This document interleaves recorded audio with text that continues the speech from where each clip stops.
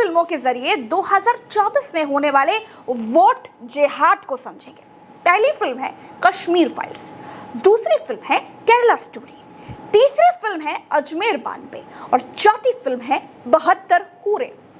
तो चलिए कश्मीर फाइल्स से ही शुरुआत कर लेते हैं। तो याद करिए दोस्तों, कश्मीर फाइल्स का प्रोमो रिलीज किया गया 21 फरवरी को, जब जाड़ा खत्म हो रहा था और होली आने वाली थी। तब क्या खास था, सोचिए दोस्तों, तब यूपी, गोवा, मणिपुर, पंजाब और उत्तराखंड में आचार संहिता लागू थी, चुनाव चल रहे थे, यूपी में प्रचंड तरीके से वोटिंग हो रही थी।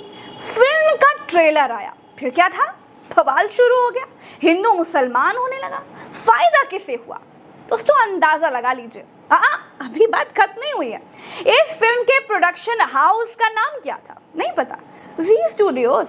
और जी किसका है, जी है बीजेपी के पूर्व राज्यसभा सांसद सुभाष चंद्रा का। तो कश्मीर फाइल से फायदा किसे हुआ, भारतीय जनता पार्टी को, वरना फिल्म के मालिकों को चुनाव के समय ही फिल्म रिलीज करने का सपना आखिर कैसे आ जाता है भाई। चलिए अब आइए द केरला स्टोरी पर। इसी मार्च में त्रिपुरा, मेघालय, नागालैंड और कर्नाटका में चुनाव की घोषणा कर दी गई। इनमें कर्नाटका सबसे बड़ा राज्य था, बीजेपी को यहां जीतना बेहद जरूरी था। फिर क्या था, उसके अगले महीने कर्नाटका के बगल वाले राज्य केरल की हिंदू मुसलमान वाली कहानी का ट्रेलर 26 अप्रैल यानी चुनावी महीने में ही रिलीज कर दिया गया।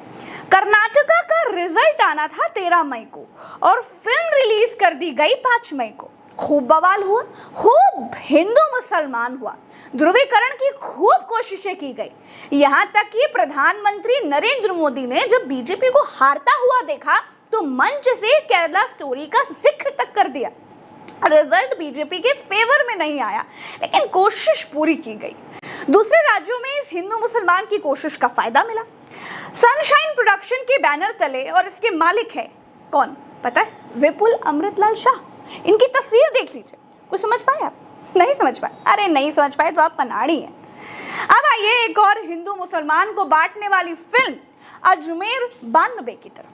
ये फिल्म भी रिलीज होने वाली है, ट्रेलर रिलीज हो चुका है अजमेर 92 के नाम से। ये फिल्म राजस्थान के अजमेर में 100 से ज्यादा लड़कियों के साथ हुई घिनौनी वारदात पर आधारित है।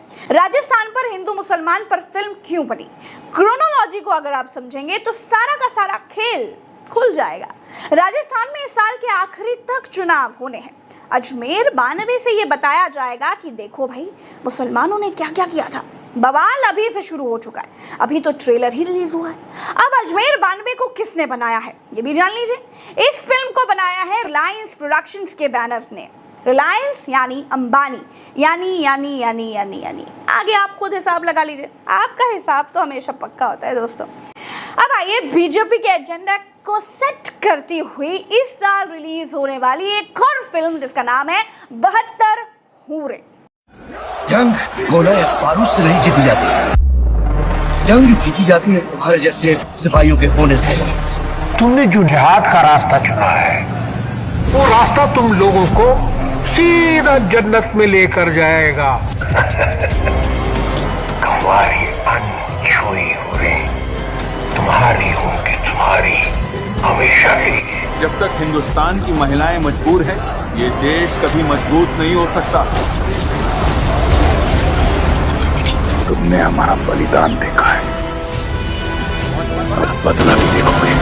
देश के हर कोने में ये तिरंगा लहराएगा। हिंदुस्तान आतंक से नहीं, आतंक हिंदुस्तान से डरेगा।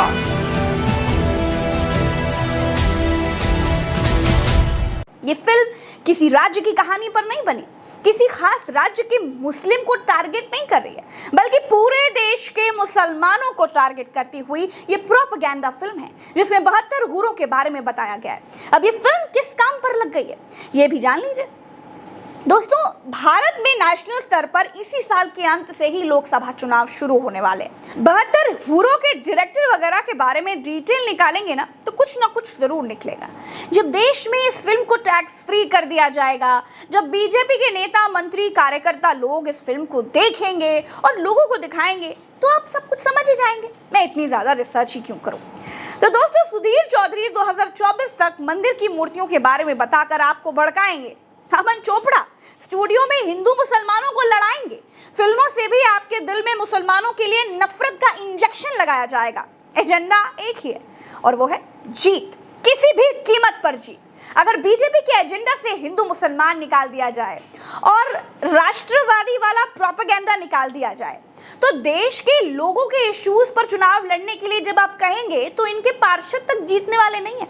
लेकिन राज करने की नीति को ही राजनीति कहते हैं। महंगाई पर कोई बात करने वाला नहीं है। 2400 घंटे आपको 2024 तक हिंदू मुसलमान ही दिखाया जाएगा। गोदी मीडिया और प्रोपेगेंडा फिल्में 2024 तक आपको नागरिक से कट्टर वोटर में बदलने की पूरी कोशिश करेंगी। दोस्तों, आप या तो कट्टर हिंदू बन जाइए या तो कट्टर मुसलमान बन जाइए।